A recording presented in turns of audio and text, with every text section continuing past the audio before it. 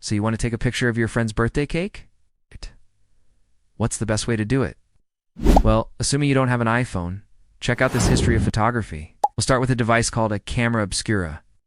This thing has been around since ancient times and is basically a box with a lens on one side and a projection screen on the other. Since light rays travel in straight lines, the image on the screen is a projection of what's going on outside. So basically, a camera obscura is like a really old camera that projects images onto a surface. In 1826, a French inventor named took what he called a helograph. It was the first permanent photo ever taken, but it wasn't very detailed. Then, in 1839, Louis Daguerre invented the first commercial photographic process. He captured images on silver-plated copper plates, and they were incredibly sharp. But there was just one problem. You couldn't make copies of them. But then in 1839, a British inventor named William Henry Fox Talbot came up with the calotype or negative process.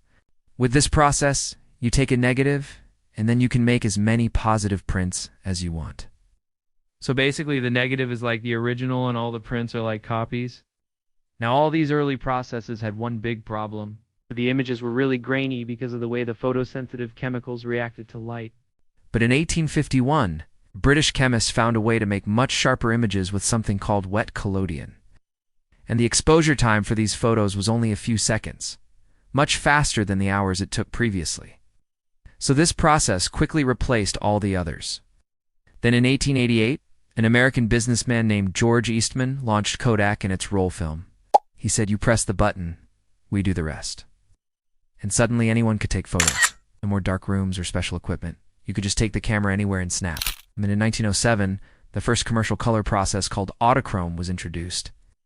But it wasn't until 1935 that the first modern color film, Kodachrome, hit the market. And in 1925, a German optical engineer helped create the first 35mm film camera, the Leica. This made it possible to take portable, candid, documentary-style photos. And this was especially popular with photojournalists during the 1930s and 40s.